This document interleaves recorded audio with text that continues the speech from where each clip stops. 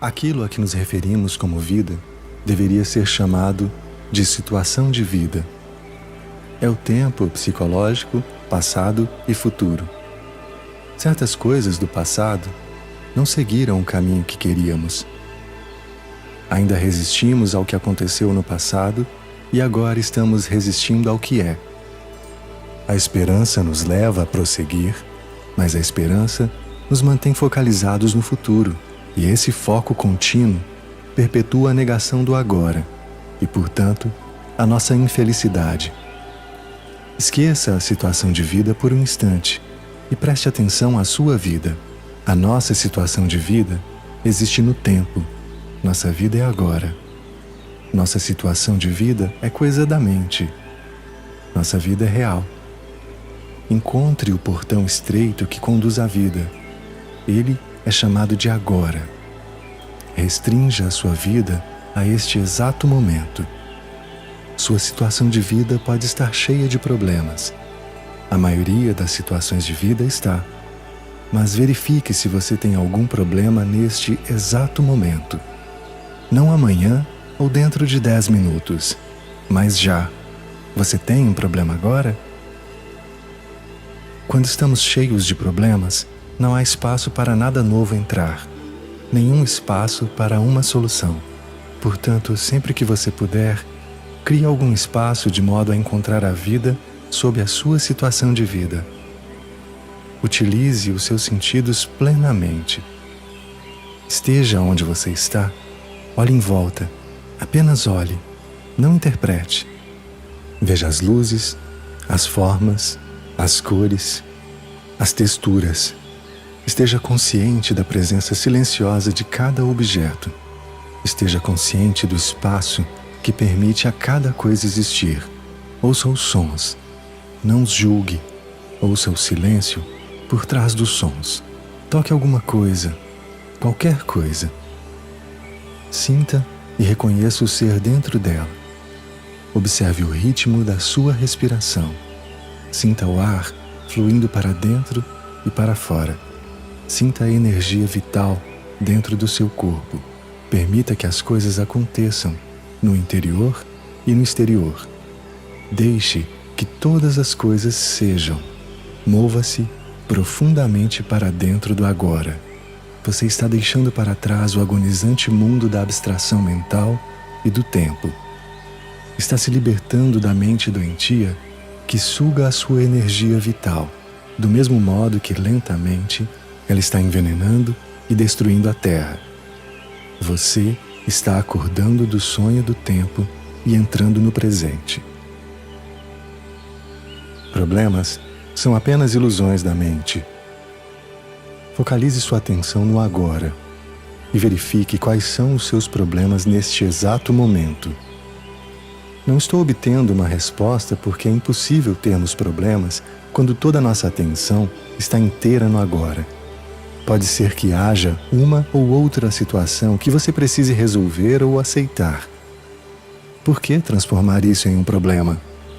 A mente inconscientemente adora problemas porque eles podem ser de vários tipos. Isso é normal e doentio.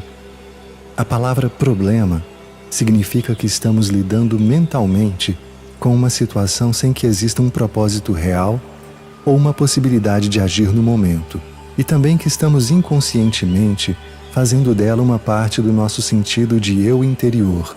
Ficamos tão sobrecarregados pela nossa situação de vida que perdemos o sentido da vida ou do ser.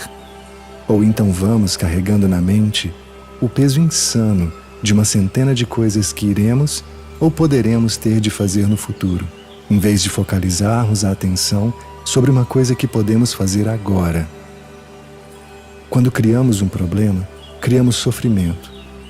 Por isso, é preciso tomar uma decisão simples. Não importa o que aconteça, não vou criar mais sofrimento nem problemas para mim. É uma escolha simples, mas radical. Ninguém faz uma escolha dessas a menos que esteja verdadeiramente sufocado pelo sofrimento. E não se consegue levar esse tipo de decisão adiante a não ser acessando o poder do agora. Se não criar mais sofrimento para si mesmo, você não criará também para os outros. Deixará, assim, de contaminar seu próprio espaço interior e aqueles ao seu redor com a negatividade da criação de problemas. Caso apareça uma situação com a qual você precise lidar agora, a sua ação vai ser clara e objetiva se conseguir perceber o momento presente. Tem muito mais chances de dar certo. Não será uma reação vinda do condicionamento da sua mente no passado, mas uma resposta intuitiva à situação. Em situações em que a mente condicionada pelo tempo teria reagido, você vai achar mais eficaz não fazer nada. Fique só concentrado no agora. Qual o maior obstáculo para vivenciar essa realidade de vida?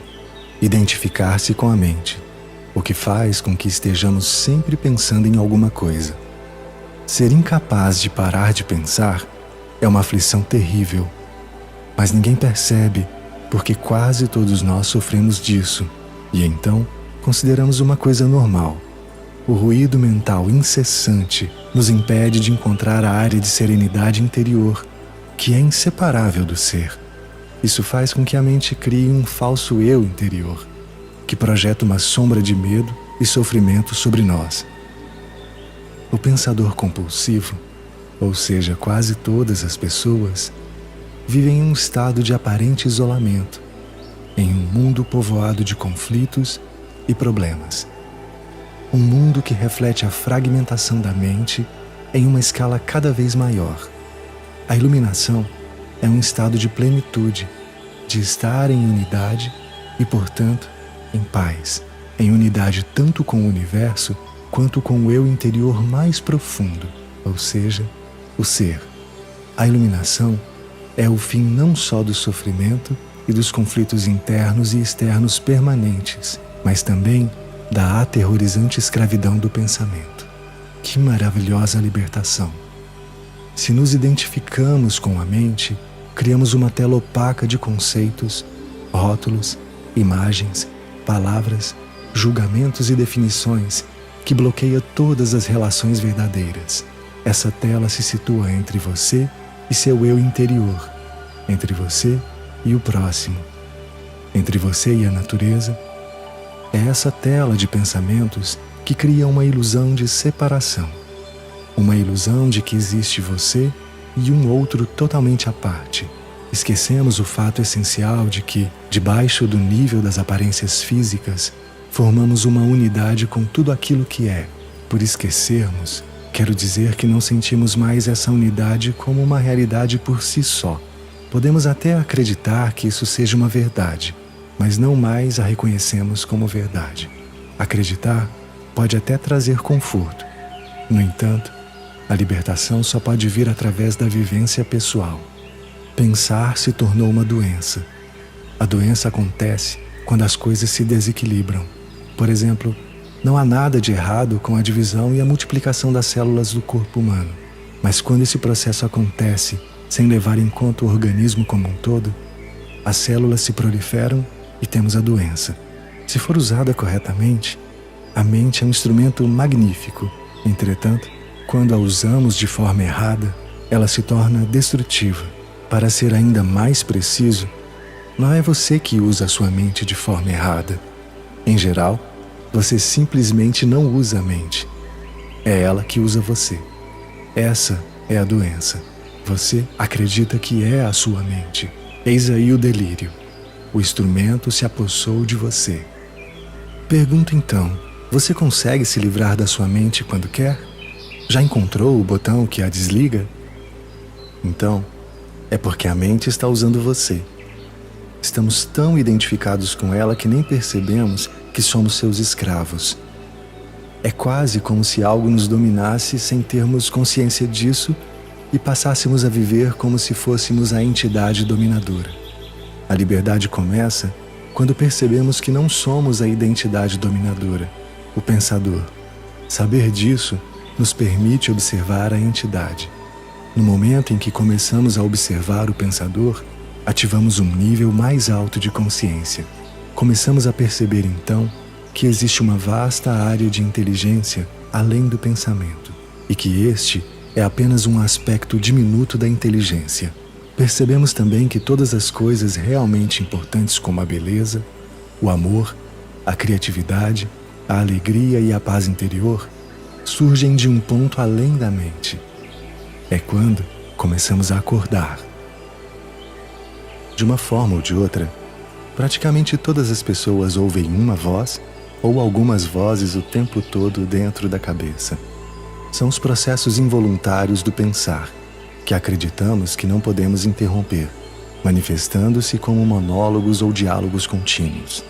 A voz comenta, especula, julga, compara, desculpa, gosta, desgosta. A voz não precisa ser relevante para a situação do momento, pois ela pode estar revivendo o passado recente ou remoto, ou ensaiando ou imaginando possíveis situações futuras. Nesse último caso, ela imagina sempre as coisas indo mal e com resultados desfavoráveis. É o que se chama de preocupação. Às vezes, essa trilha sonora é acompanhada de imagens ou filmes mentais. Mesmo que tenha alguma relação com o momento, a voz será interpretada em termos do passado. Isso acontece porque a voz pertence à mente condicionada, que é o resultado de toda a nossa história passada, bem como os valores culturais coletivos que herdamos. Assim, vemos e julgamos o presente com os olhos do passado e construímos uma imagem totalmente distorcida. Não é raro que a voz se torne o pior inimigo de nós mesmos. Muitas pessoas vivem com um torturador em suas cabeças, que as ataca e pune sem parar, drenando sua energia vital. Essa é a causa de muita angústia e infelicidade, assim como de doenças. A boa notícia é que podemos nos libertar de nossas mentes. Essa é a única libertação verdadeira. Dê o primeiro passo nesse exato momento.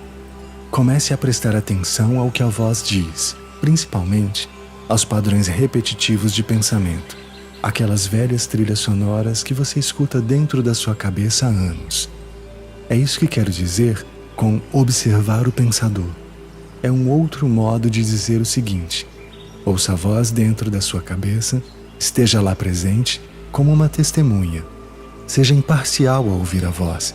Não julgue nada. Não julgue ou condene o que você ouve, porque você fazer isso significaria que a mesma voz acabou de voltar pela porta dos fundos. Você logo perceberá: lá está a voz e aqui estou eu, ouvindo e observando. Sentir a própria presença não é um pensamento, é algo que surge de um ponto além da mente. Assim, ouvir um pensamento significa que você está consciente não só do pensamento, mas também de você mesmo, como uma testemunha daquele pensamento. Isso acontece porque uma nova dimensão da consciência acabou de surgir. Quando você ouve o pensamento, sente uma presença consciente, que é o seu eu interior mais profundo, por trás ou por baixo do pensamento. O pensamento, então, perde o poder que exerce sobre você e se afasta rapidamente, porque a mente não está mais recebendo a energia gerada pela sua identificação com ela. Esse é o começo do fim do pensamento involuntário e compulsivo.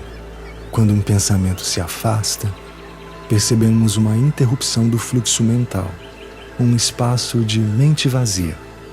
Esse é o começo.